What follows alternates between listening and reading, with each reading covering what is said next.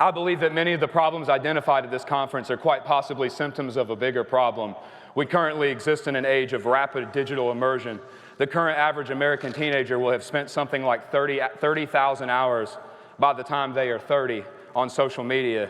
The average American spends 6 to 9 hours a day staring at devices. And whether it's a city sidewalk, a family dinner table, the receptionist at an office, even people driving their damn cars down the roadway, I constantly see the struggle between maintaining conscious attention in the real world and the overwhelming pull we feel towards the digital one. And in my unprofessional opinion, neuroplasticity has made us increasingly digitally proficient, but at a cost of being digitally dependent. And if being hired on as a London cab driver can change your brain on an MRI scan, and if life experiences like PSD can alter the DNA in sperm, what irreversible alterations will 30,000 hours of staring into algorithmically fed state of hypnosis do to the human mind or to their offspring?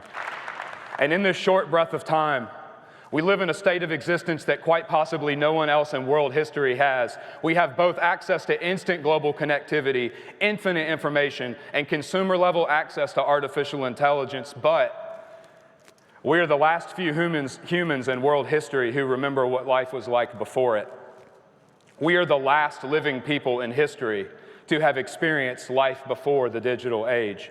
And I fear that it may become nearly impossible for younger generations to even differentiate the digital world from the real one before the end of my lifetime.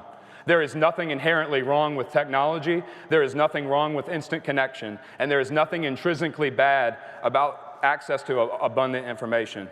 But what is bad is the lack of control and agency we have over these systems. And without realizing it, we are being programmed, and our culture is becoming commodified.